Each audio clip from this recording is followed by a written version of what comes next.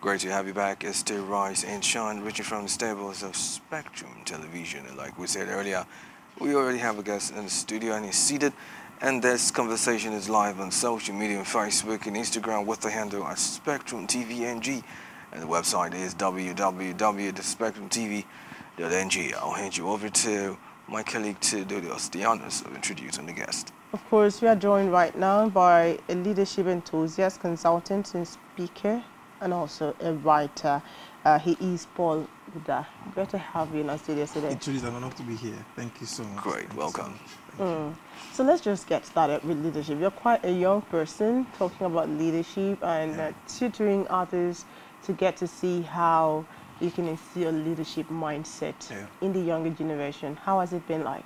It's been an experience, I think, for me. It's been an experience of 4 years. And having to see how people have evolved, having to see how people have been made better, it gives us the push, it gives us the energy to keep on pushing. So it's been a wonderful ride for us. Okay, now let's look at young people in leadership. I remember at one time, there was this slogan that was very predominant in Nigeria, lazy Nigerian youths. I'm sure you heard that one time. Okay, as purported by one of our leaders, you know. But irony of it anyway. Now, let's look at this. Nigerian people, young people, leadership. Do you think the average Nigerian is ready to take the task of leadership as far as the country is concerned? That's quite a very big question. I think it's not going to be enough if I say that we aren't ready or that we are ready. I think I would like to say that if the opportunities are made available to first equip, to raise our young people for leadership, then that can be a goal for us. That can be a possible thing for us. Okay, I remember some time ago during the elections, there was this particular party that was designed solely and specifically for young people, with the intent to push young people into leadership roles and all of that. And at the time, the federal government came up, or young people basically came up with this hashtag, not too young to rule. And then again, the YPP came. Now, why would you say that campaign failed? Because we were not able, the young people were not able to produce a president. Why would you say, okay, let me not say, why would you say? Let's put it this way, or other. What if we said, do you think that campaign has failed? That idea was actually a budding idea, something that came up just so. I believe that there were lots of inexperience with gatherings surrounding that. It will require much more than just young people, a mantra. Young people should take the lead or something, not too young to lead. Leadership for a nation such as this would require much more than a mantra. It would require an adjustment to perspective, an adjustment to character, a remodeling. So I think inexperience also for me was actually one of the reasons why that didn't work. It's budding, it's growing. So and who did it produce at the end? Who what? Well, let me put this to you. How do you develop leadership mindset in people? Yeah, I would define leadership first by as the ability to influence people by means of inspiration, and then towards attaining a certain or desired goal. So now the question now you are asking is how do we develop young people capacities? I think leadership is an issue of modeling. Is a serious issue of modeling. I grew up in an environment where I got to see young people, leaders attain goals and then not develop people. I grew up to see leaders who were successful at task giving and successful at target getting, but then people were not developed. So I believe that this thing that they modeled to me affected me at my first 2-3 years of leadership experience. So I consider modeling as a very most important part for a crucial aspect for leadership development. Who are those ahead of us? Who are those? What are they doing? How are they modeling? What are they doing in essence? Because people follow more by what they see than what you say. I think then after that we would consider the importance for awareness, which is largely what I do also. But if you say that leadership is more of modeling, yes, considering the leadership trend in Nigeria, and with what is happening amongst our leaders in this country, would you say that's the right model for the next generation?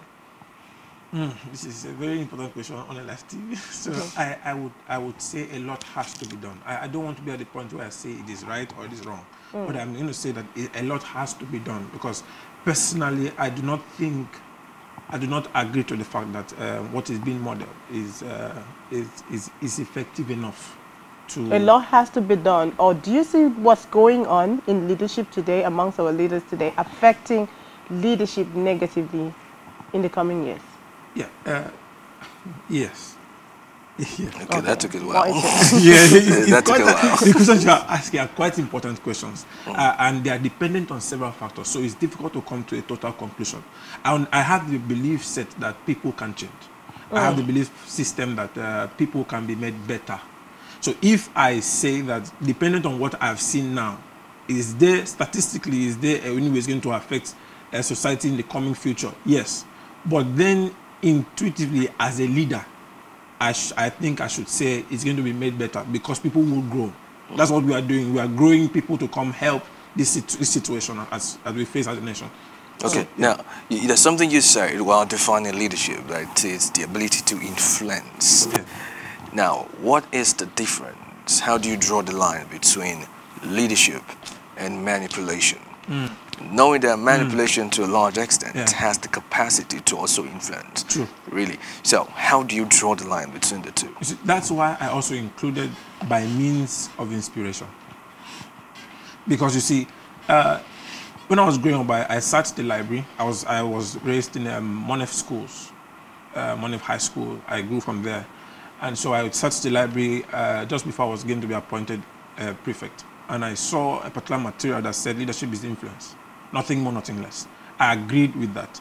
And you see, I took that word strongly. And I didn't do too well with people management, because according to me, the word influence was get people done, get this thing done. Get over people, get to boss people, get to ensure that by any means the assignment is done. And that was an issue for me all through. So I had to intentionally reschool myself to understand that the means by which this influencing is done is by inspiration. The moment you put inspiration after influencing, it defines to you what or how that influence should be done. By inspiration, it means you can't manipulate people. True leadership at its essence is not supposed to manipulate people. It's supposed to build people. It's supposed to shape people. It's supposed to motivate them towards attaining the peak of their potentials, not necessarily our own. Now let's find out, how did that work for you? Because presently, typically in our country, we have laws. Practically, we have laws for everything. But we find out that a lot of times, some influential people who are supposed to influence the citizens positively boycott these laws and still get away with it. And you said you intentionally, deliberately, when you were given the leadership position in your high school, you know, tried to remodel yourself to get those things done. I want to find out, how did that work for you? How did that translate to, you know, the people you learned? How did they respond to that? Did that get them to do the right thing just like you did, or what really happened? I'm a student of John C. Maxwell and Barrister Morgan Ikanem. I learned quite a lot at that time. When I began leading, you would see issues like fear, like people distancing themselves from you because of the forceful nature, because of the command nature, because of the rudeness in what we do. But after I started reschooling myself, you see, leadership thrives on connectivity with people. If I do not have a connectivity with someone I say I'm leading, something is definitely wrong. So I began to see that people began to draw nearer. They began to come closer. They began to trust the vision that I carried. They began to trust. So telling them to do something wasn't necessarily a command. I worked it with them. I didn't want to be in front of them or behind them. I wanted to be with them. And that for me gave a lot of result. I have grown with that for 5 years, that mindset, and we've attempted tasks with absolutely nothing, and yet people were willing to say, let's go, because those principles, those systems do work. Okay, so you feel if that is replicated in our system, it's going to work. It's going to work? Regardless of the presence of laws or... I think that's why I said the issue is a modeling issue more. What are the patterns for right leadership? What are the requirements for effective leadership? Have we raised people enough to grow with that mindset? And are people that are leaders, have they understood that mindset? If they fix it right with their perspective, results will change. Okay, now let's look at something, a concept that is being most times bastardized by a lot of politicians. Many times politicians will say that they're here to serve the people, and then call themselves servant leaders. Now, that concept in itself, is it directly proportional to what you're describing, that model of leadership? And if yes, how can that be really, what's the word, made real as far as Nigeria, Akwa State particularly, is concerned? Leaders exist to serve people, to serve an agenda, to serve people. And any agenda that must be termed an agenda is something that betters people. And so if somebody comes up tomorrow and says, and begins to act it, and says, I'm here to serve, first, the thing that would judge would be his actions. And another thing that would tell us is if this person is genuine, because I think it's difficult to see someone who is genuine with these things. Some people just do these things to manipulate people. But then for someone who is interested in being sincere, who sincerely wants to help someone, you would see it in the things that they do and in the consistency of that application of whatever servant leadership thing that they do. So I think it's important that not just doing it, they should be taught also to consistently deliver it. Don't tell me that you are a servant leader. Don't say it to me, show it to me, and much more than show it to me, let me see it consistently.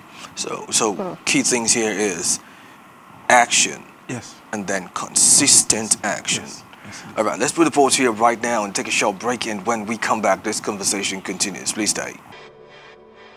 Still rise and shine, reaching from stables of Spectrum Television, and we're talking leadership, especially, I want to narrow this down to young people, especially young people in leadership. And we still have a guest in the studio, and we're going to continue this conversation. And like I said earlier, this conversation live on Facebook and Instagram with the handle at SpectrumTv NG. Drop off a comment or two, hit the like button, share, and of course, invite persons to come join this conversation, and let's talk about leadership the way forward. All right, let's jump back into it. Now, just before the break, you did mention some things, and I brought up some points. The fact that talking about servant leaders has to do with, number one, action. Yeah. It's not words, action. And then action also has to be consistent. And that is the measure of how sincere the servant leader in quote is. Okay, now, how do you now judge between who is consistently doing this, but he's not a servant leader? Is there a possibility of that happening? Yes, there is every possibility. You see, when it's not sincere, when it's not coming from the heart, you cannot be consistent at it. Okay. There's a particular chapter in C. Maxwell's book that is termed Leadership Goal, and he speaks as regards passion. It is difficult, heavily difficult for anybody to consistently do something without the availability of passion. If you start the servant leadership mantra in your campaign, when you are appointed, who you truly are would reveal itself. So anyone who is intentionally, consistently offering servant leadership is truly genuine. Now, let's look at something, sir, just before you come in. Let's look at something real quickly. We have seen leadership many times. Leadership has come to a very wrong, people have come to wrong perception of leadership, especially young people. Young people now have a mindset that, hey, leadership is all about me there and everybody else under me. And then again, I have the capacity to do whatever I want, whenever I want. And then the other dimension is the fact that most times young people think that when you're in a place of leadership, you're not accountable to anybody. Now, how has this worked out for Nigeria itself? And then how exactly are young people supposed to see leadership? Thank you so much for that question. I have always seen leadership to be a perspective issue, regardless of the level. At the national level, international level, state level, whatever it is, it's a perspective issue. What is someone's perspective of leadership? What's their mindset of leadership? What is their belief system? Because you see, if leadership must be done rightly, then our perspectives must be put in check. So at any level, at any, whether high or low, I believe that people should understand the importance of fixing their perspectives. So I'm here to serve. I'm here to take people from point A to point B. It is never going to be about me. It's always going to be about us. The balance is not all about them. The balance is not all about me. It's all about us.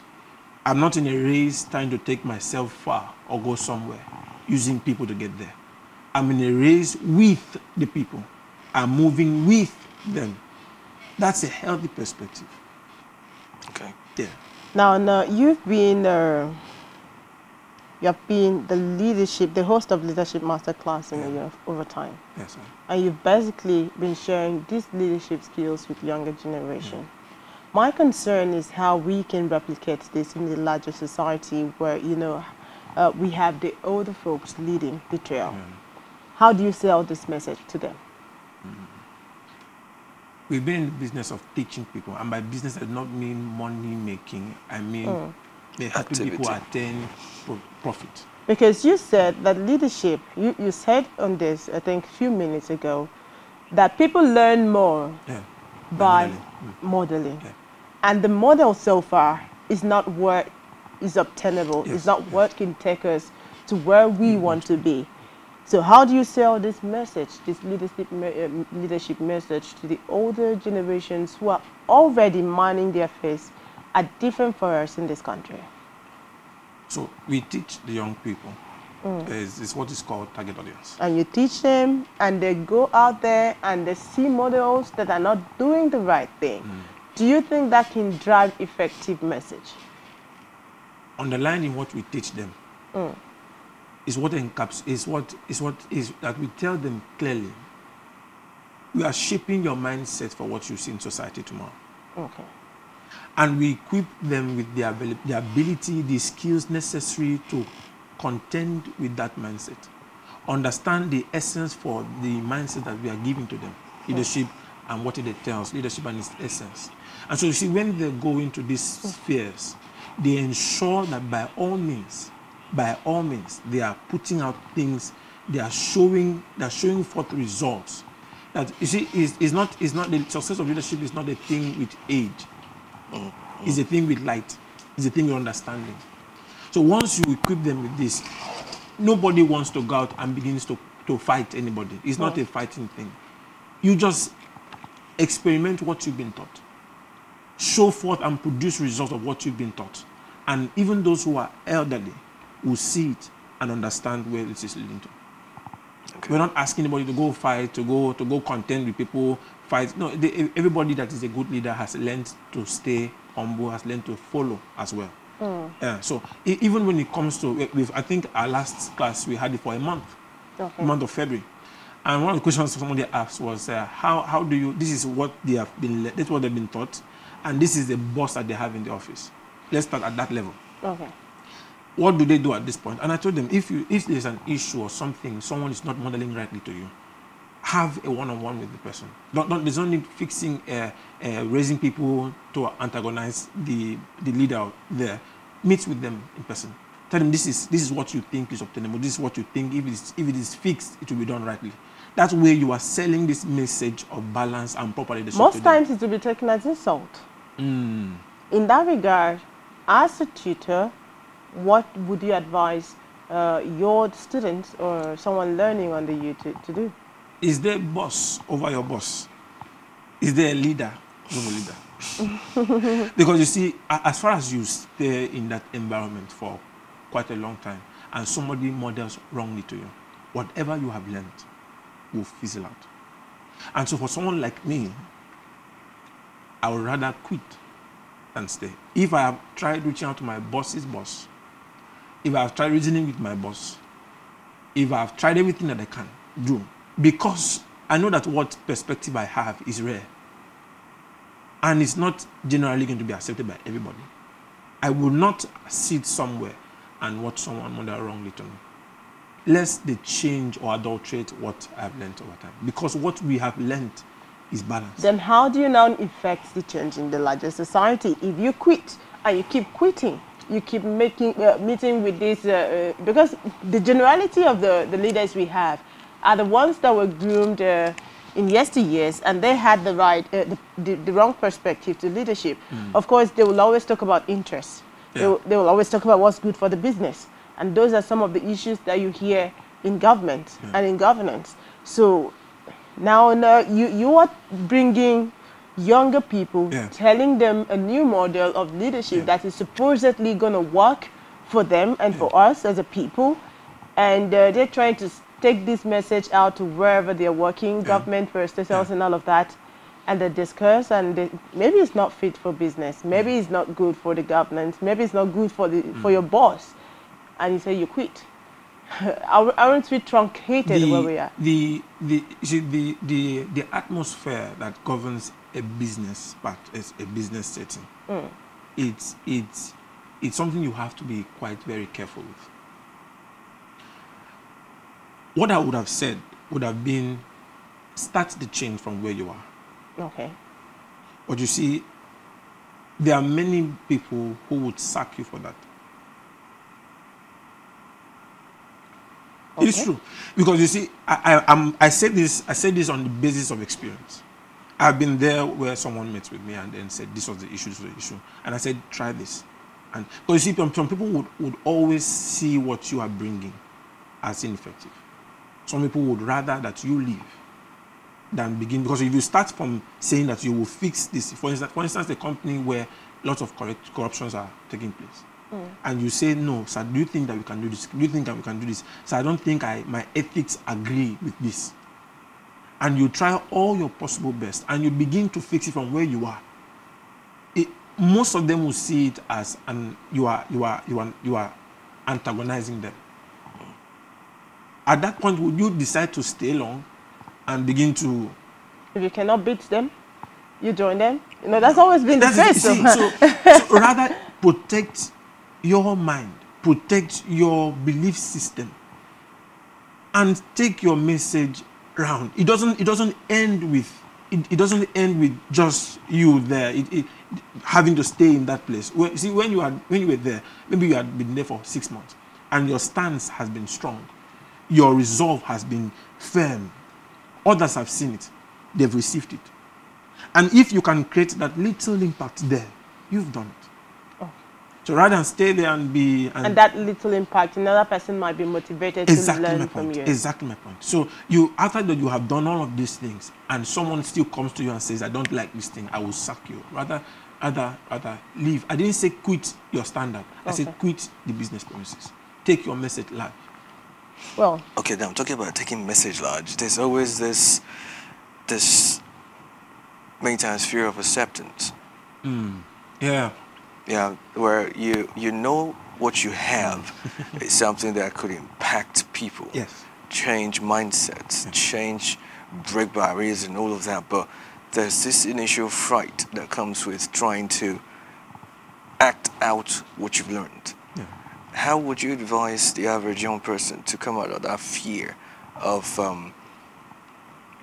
pretty much showing the right thing to do? How do you advice on when I began leadership, this whole leadership thing that I do some years ago, there were not too many, very few young persons that were doing it, and not doing it. People that were doing it for someone. There were a few people who were doing it from that did not have a position in school, as it were. And there, of course, it's easy to find somebody who is in school, a leader in school, over people, and then so he's doing whatever he wants to do, and he's using that to thrive. But for me, I knew that I had a message.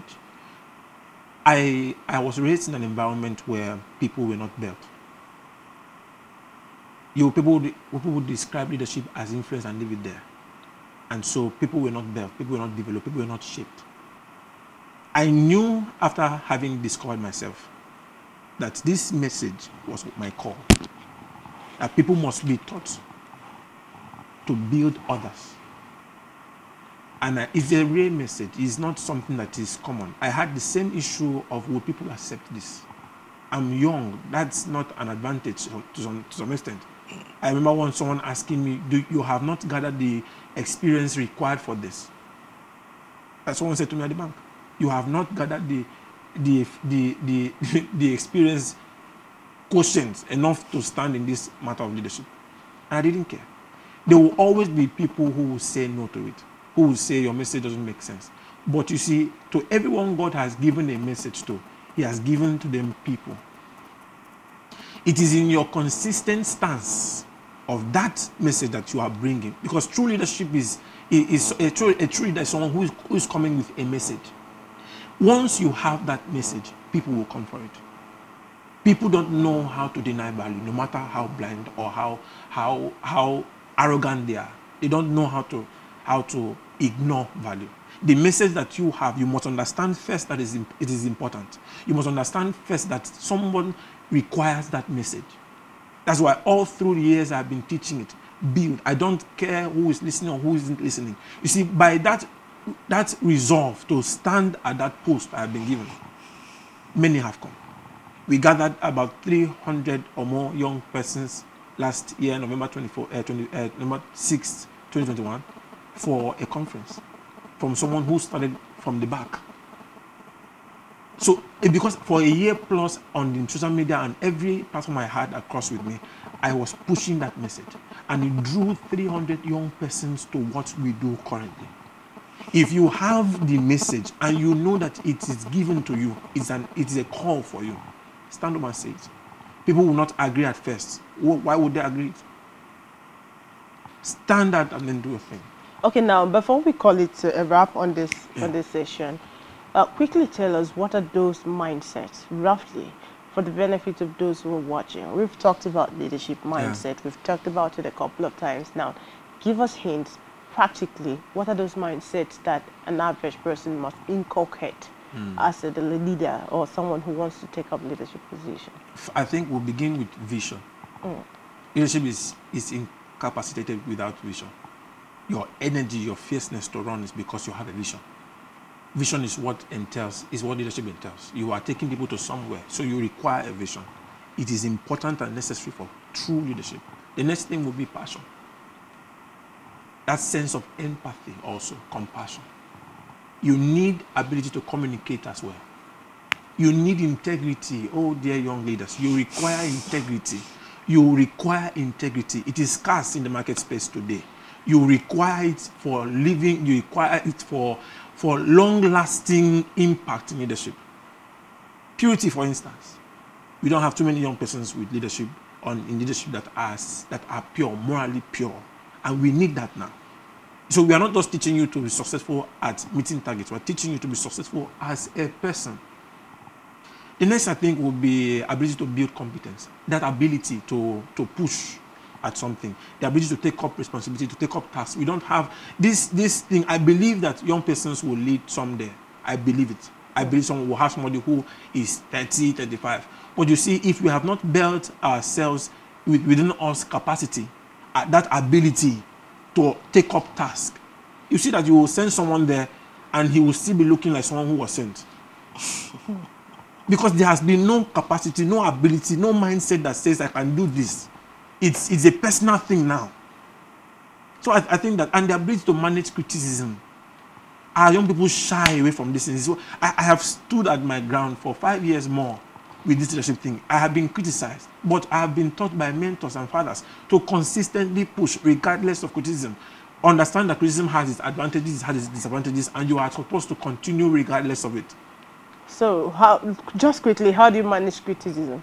I think in the book Leadership Gold by John C. Maxwell, he says, understand first that criticism comes to your position as a leader first. So you don't take it personal. Secondly, he says, be able to decipher the baby, save the baby, and throw away the bath water.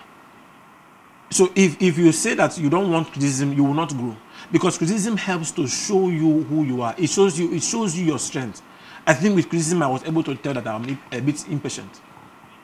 I discovered that I could assume a lot. I also discovered that I could ask somebody, do this for me in one day, in 24 hours. A task that takes 1 week. And you see, I got that on the basis of criticism. It is advantageous for your growth. So you take it in and just sift out the other parts. Just know that this person spoke this one out of grudge for me, and just put it on the side and apologize, sorry. But then don't say that because criticism came, I will throw it out. No, you will not grow. It will help to improve your boldness ability. So criticism is necessary for this. But if you have it every time, there's an issue. Okay, well, let's jump into social media. We have a question. This question is pretty much one of the questions I think most young people want to ask. It has to do with the fact that when can someone know he's ready to lead? It's a two-pronged question. At what point does someone know that he's ready to lead? At what point? That's the A part. Finish with that, we'll come to the B part. You will never come to that point where you feel you're too ready. I know my pastor, Pastor Zikatan, had to tell me, Paul, it's time, start. It is true that there is a time where you have to, they call it incubation process. A time where you have to stay and actually know your work. You have to learn a lot. There is that time. But you see, with most of us, we can stay there for life and say the time has not come. It never come, it never reach. That's what all of us will do. But you see, you have to start. You won't learn everything in your incubation process. Some things experience will teach you. So if you feel you have learned or gathered a few things, start. Okay, now the second question, the B part of that particular question was, I like that question really. I didn't see that one coming. The question was, can we all be leaders? I think that's a very good question to ask. If we're all leaders, who's going to be the follower? No, there are different sets of leaders. Those who are born leaders and can everyone be leaders? I would answer that question. Please do. There is nobody born to be perpetually a follower. The cycle of leadership is that you should begin with following. But true leadership builds followers to become leaders. And every successful leader is a follower. It's a repetitive cycle. Can everybody be a leader? Yes. Everybody should be a leader. Ideally. The sphere of government is only 1 out of 7 spheres of leadership. There is art and entertainment. There is church, there is family life, there is business and finance. There are lots of them. So we are not building people to rise and become leaders only in government. Who would handle where Aliko Dangote is? Whatever sphere of influence you find yourself in, be the leader there. We're not. Don't say Samson will be the leader. He's born for it. Let him go. No. What has been your core? What motivates you? What drives you? You are a leader over that thing. Move. And we're not saying that you will be a leader because you will stay in a position. Position is just 1 out of how many levels of leadership. So right where you are, begin with that initiative, begin with that business, whatever it is that you find or what you may find yourself in, begin to take the lead from there. Your decision to become a better person than you were yesterday is you being a leader. Your decision to attain the task that you couldn't attain yesterday is you being a leader. So everybody has by all means has to be a leader. You should be a leader. Don't look at the political space alone. Don't look at education alone. There are things to do to become a leader. Everybody should be. Well, interesting stuff. Many thanks for joining us on the show. It was nice having you. Such a young face with so much to offer. Thank you. And we hope to see that this eventually will get replicated in our society, and of course a lot of persons who have to benefit from this. Thank you. Thank you, Paul Uda, for coming on the show. We look forward to another session with you.